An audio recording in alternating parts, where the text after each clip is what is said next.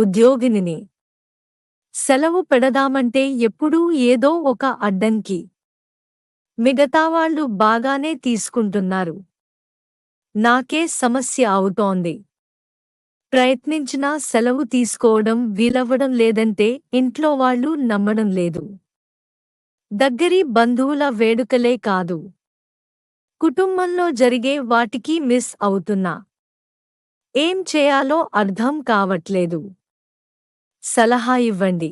ఒంట్లో బాగోకపోవడం, పని ఒత్తిడి, కుటుంబ అవసరాలు ఇలా ఎన్నో ఉంటాయి కాబట్టే ప్రతి సంస్థ ఏటా కొన్ని సెలవులు ఇస్తుంది. నిజానికి వీటిని ఉపయోగించుకుంటేనే ఉద్యోగులు కుదుటపడతారు. విరామం తర్వాత ఉత్సాహంగా తిరిగొస్తారు కాబట్టి ఉత్పాదకత పెరుగుతుంది. అనుకోకుండా జరిగే సంఘటనల్లో తప్ప చాలా వరకు సెలవులు ప్లాన్ చేసుకోవచ్చు. కంపెనీకి మీ అవసరం తప్పనిసరి అన్న సమయంలో, అంటే టాక్స్ రిటర్న్లు, టీచర్ అయితే పరీక్షల సమయం, ఇలాంటప్పుడు మాత్రం అడగకుండా ఉంటే సరి. మిగతావాళ్ళు తీసుకుంటున్నారు అన్నారు కదా. పదే పదే విహారయాత్రలు ప్లాన్ చేస్తున్నారా? ఎక్కువ రోజులు తీసుకుంటున్నారా?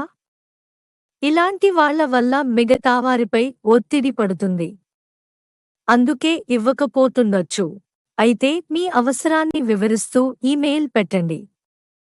నోటి మాట ద్వారా అడిగింది మర్చిపోవచ్చు. ఈమెయిల్ అయితే కనిపిస్తూ గుర్తుచేస్తుంది. పైవాళ్లు దాన్ని బట్టి ప్లాన్ చేసుకోగలుగుతారు. ఇతరులపై మీ పనిభారమూ పడితేనే ఇబ్బంది. మీతోటి వాళ్లతోనూ మాట్లాడండి. ముందస్తుగా మీ పనులు కొన్ని పూర్తి చేయడం, వేరే వాళ్లకి అప్పగించడం లాంటివి చేస్తే మీ సెలవుకు ఢోకా ఉండదు. ముఖ్యంగా సెలవు తీసుకోవడం ప్రతి ఉద్యోగి హక్కు. మీ వల్ల వేరే వాళ్లకి ఇబ్బంది అవ్వకూడదని ఆలోచించడం మంచిదే. కానీ వేరే వాళ్ళు తీసుకుంటున్నారు, నేను అడిగితే బాగోదు అని వెనకాడటం, ఆ భారమంతా మీమీదే వేసుకున్నంత కాలం మీరీ ఇబ్బందిని ఎదుర్కొంటూనే ఉంటారు. అవసరమైనప్పుడు దృఢంగానే అడగండి. కెరియర్తో పాటు కుటుంబం, మానసిక ప్రశాంతత కూడా ముఖ్యమే. వాటికోసం సెలవు తీసుకోవడానికి మొహమాట పడొద్దు. ముందు వెనకాడకుండా అడగడం నేర్చుకోండి. అప్పుడు ఈ ఇబ్బందులు ఉండవు.